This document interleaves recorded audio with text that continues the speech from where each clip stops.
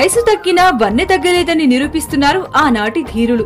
ఊతకర్ర లేనిదే గడపదాటలేని ఆ వృద్ధులు ఊతమిచ్చిన కర్రతోనే గారడీలు చేస్తూ ఔరా అనిపిస్తున్నారు. 80 వయసులోనూ కర్రసాము చేస్తూ కుర్రాళ్లకు సవాల్ విసురుతున్నారు.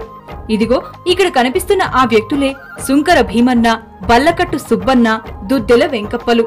కడప జిల్లా రాయచోటి మండలం దూళ్లవారిపల్లెకు చెందిన ఈ ముగ్గురికి కర్రసాము వెన్నతో పెట్టిన విద్య. చిన్నతనంలోనే నేర్చుకున్న విన్యాసాలను ఇప్పటికీ సాధన చేస్తూ యూత్ కు ఆదర్శంగా నిలుస్తున్నారు.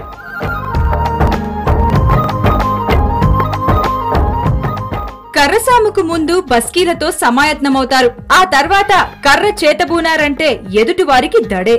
ఇప్పటికీ పండుగ పర్వదినాల్లో కర్రసాము ప్రావీణ్యాన్ని జనాలకు చూపిస్తుంటారు వృద్ధులు. తరాలు మారినా సామును వీడేది లేదని అంటున్నారు. మా గురువు విద్య నేర్పించినాడు. మేము ఆడుకుంటున్నాము. మా ఊళ్ళో మా 10 మంది పిల్లలు విద్య నేర్చుకుంటున్నారు. కానీ ఇప్పుడు విద్య పట్టేవాడు లేడు, కట్టి పట్టేవాడు లేడు.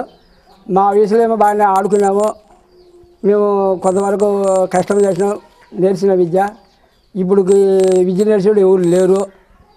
కానీ ఇప్పుడు మేము నేర్పించాలంటే కూడా ఎవరు కట్టిపెట్టేవాడు లేడు. మేమేదో మా గురువు ఇచ్చిన విద్య బాగానే ఆడుకున్నాము. ఇంతవరకు మా వయసు అయిపోయింది, 75 ఏళ్ళ వయసు అయింది. సెంచరీకి చేరువవుతున్నా తమలో చేవ తగ్గలేదని నిరూపిస్తున్నారు. అలు పెరగకుండా ఏకధాటిగా 3 గంటల పాటు కర్రసాము చేయడం వీరికి మాత్రమే చెల్లుతుంది. నిత్యం సాయంత్రం వేళలో కబడ్డీ ఆడడం, బస్కీలు లాంటి విన్యాసాలు చేస్తూనే ఉన్నారు. కాలువలో పడ్డా కట్టలు చూసుకున్నా 5 మంది కట్టించాడు. 5 మంది కట్టలు ఎవరు కొట్టి మొదలుకుందా.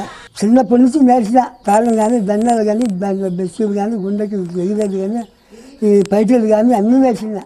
సంకల్పం ఉండాలే కాని సాధించలేనిది ఏదీ లేదన్న నానుడి వీరు అక్షరాల నిజం చేస్తున్నారు. తమ విన్యాసాలను తమతోటే అంతం కాకుండా ఊళ్ళోని కుర్రకారుకు కర్రసాములోని మెళుకువలు నేర్పిస్తున్నారు. ఏజ్ బార్ అయిన సమయంలోనూ వీరు చేస్తున్న సాహసాలను చూసి పలువురు అభినందిస్తున్నారు.